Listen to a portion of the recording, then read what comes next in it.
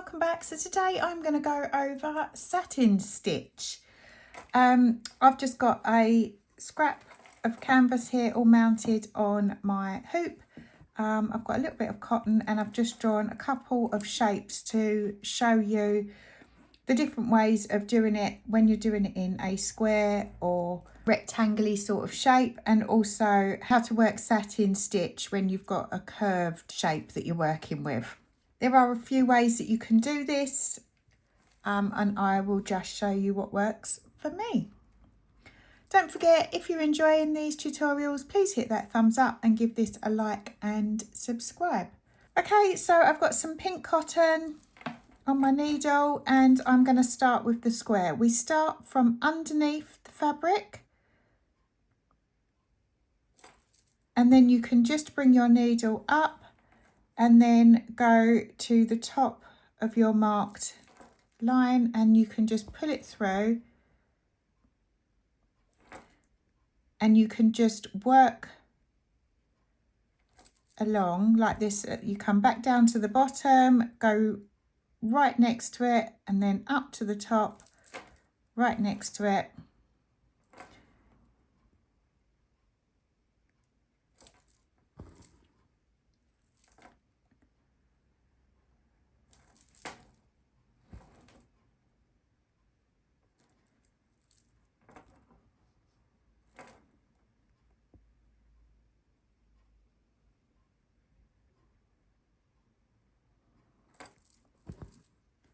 And you just work your way along the shape, filling it in with these long satin stitches. Now you could continue with that all the way to the end and that's absolutely fine.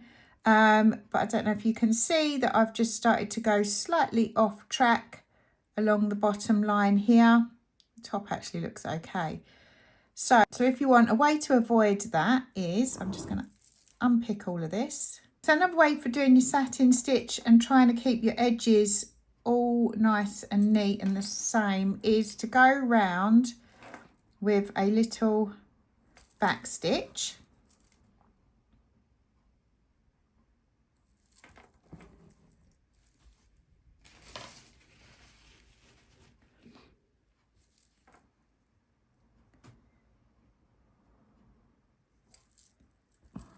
So I'm just going over my pencil line and I'm going to fill all round this square shape with a back stitch. There we go. So now I've gone all round the outside of my shape with my back stitch. I'm just going to use that as a guide and bring my needle underneath the outside of my back stitch on the bottom, and then I'm just going to take it up to the top of my back stitch at the top and just lay that over the top. I'm going to continue with the basic back stitch that I was doing before, but this time I am just using my back stitch around the outside as a guide for where my lines are, for where I need to put my needle in.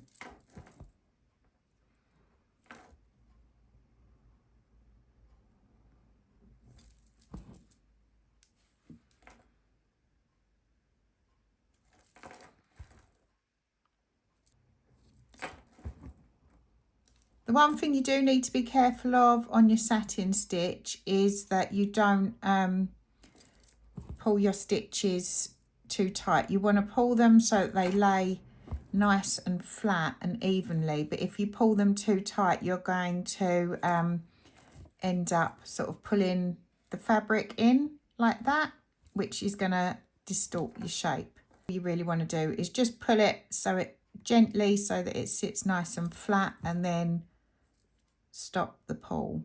And there we go. So I've filled in over my back stitches. You can't see any of those, and it's just given a neater finish on the top and bottom. There we go. That's how we do our basic satin stitch on an even sort of shape, either a square, a rectangle or something like that. Next up, I'm going to show you how to deal with curves and a satin stitch. So it's up to you. You can go round the outside of your shape again with a back stitch if that ends up being your preferred method, or you can just go straight in to the basic satin stitch, which is what I'm going to do for this example. So I start with my cotton underneath the fabric, and for this shape I'm going to start from the middle and work my way out. So I've started right at the point at the base, and then I'm going to go up to the top and just place that down. Then I'm going to bring my needle over just beside it, and I'm going to lay another thread, but I'm going to do it a bit higher up. The thing that you need to be careful of here is you can keep going back down, but you're going to end up with a lot of bulk of thread at the base here. So if you make your next stitch to it, say about 3/4 of the length, and push that through,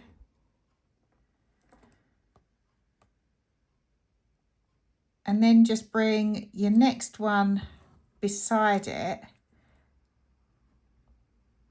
and then bring that down almost to the bottom.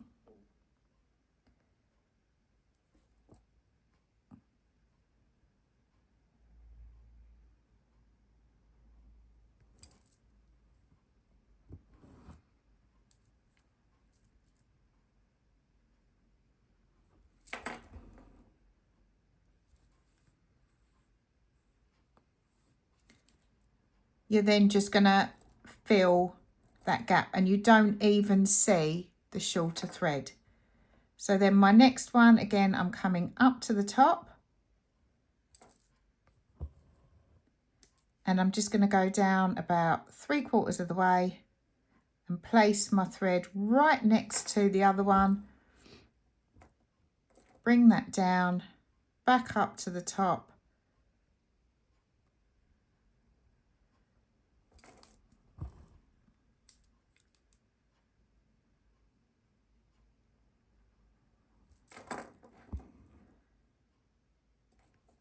and then down to the bottom. So I'm just going to continue with this method out to this side with alternating my 3/4 length stitches and my full length stitches, and then I'm just going to flip it over and do exactly the same process out to the other edge of this petal. And then as I get round to my final one on the edge here, I'm just going to put that back into the same hole as my last one, and then that just finishes it off. And as you can see, you've got your really neat shape, and you can't see the difference between your long and short stitches, but also you've been careful that you haven't got too much bulk at the bottom of your petal. So I did just have to add some more thread onto my needle because I ran out. But this time I'm going to start at the top next to my center stitch and just again bring it sort of 3/4 of the way down. And there we go. There is our nicely finished off petal, and it's all nice and even. You can see that it doesn't bulk out too much at the bottom. And also we've done the satin stitch with the back stitch around the outside, also without having a back stitch and just following the line.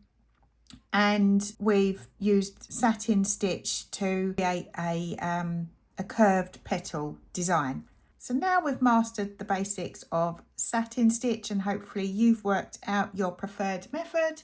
If you want some extra practice, there's a link in the description below to the free patterns that I've created, which just cover the 4 stitches that I'm doing.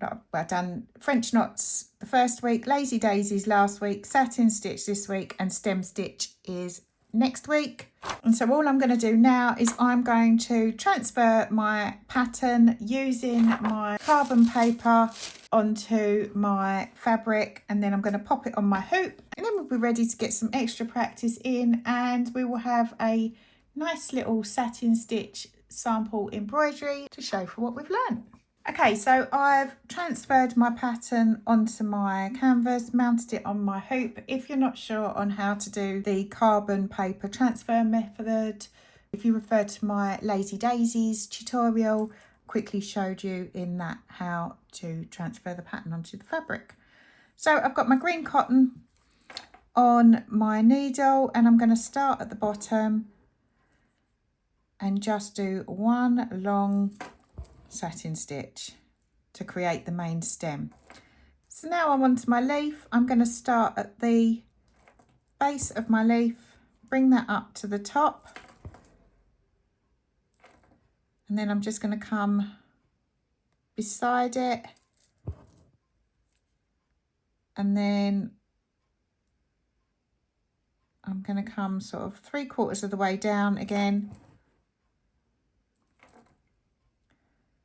and then round next to it and bring the other one down. And just like we did in our curved shape, I'm going to fill both of my leaves using the long stitch and then the 3/4 stitch, which just hides the bottom so you don't even see it. And I'm going to fill both of the leaves like this.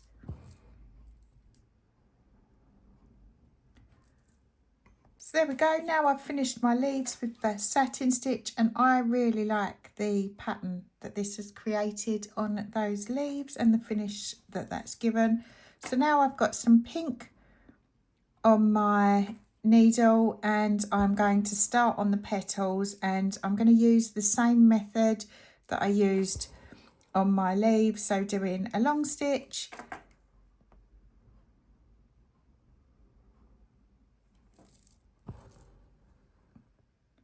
and then a 3/4 one, placing them right next to each other and just sitting them on the fabric nicely.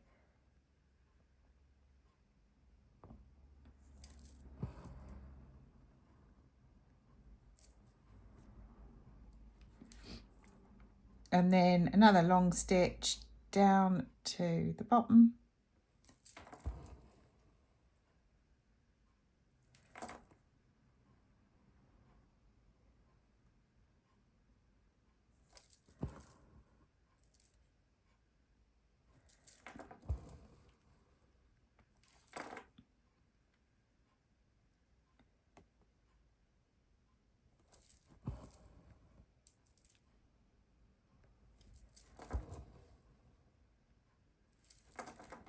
And I'm just going to use this method to fill all of the petals individually. So now I've filled all of my petals with my satin stitch, and as you can see, these all sit really nice and flat, and I've got a nice neat finish to these.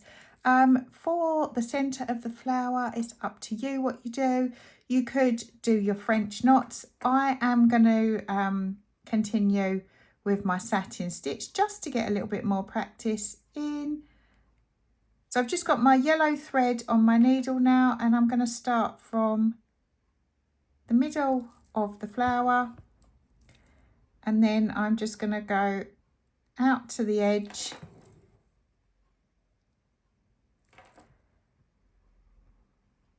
and I'm going to do what I did before on my petals, where I don't go right back in to the middle with my next stitch, and I'm just going to work my way around, sort of fanning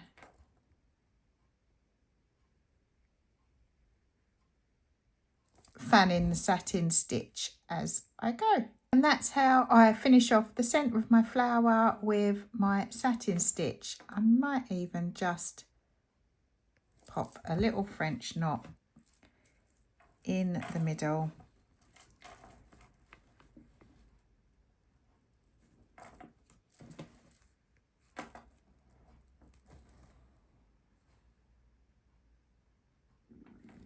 Just to really finish it off nicely and just give it that extra little detail. Now all that's left to do is put our little bow around our flower stem. I'm using my yellow again for this, and I've made sure that I haven't got a knot in either end, and they're both the same length, tie them together and knot that off like I've done in the previous videos. And then I'm just going to make a nice little bow. Once you're happy with your bow, just trim off the ends.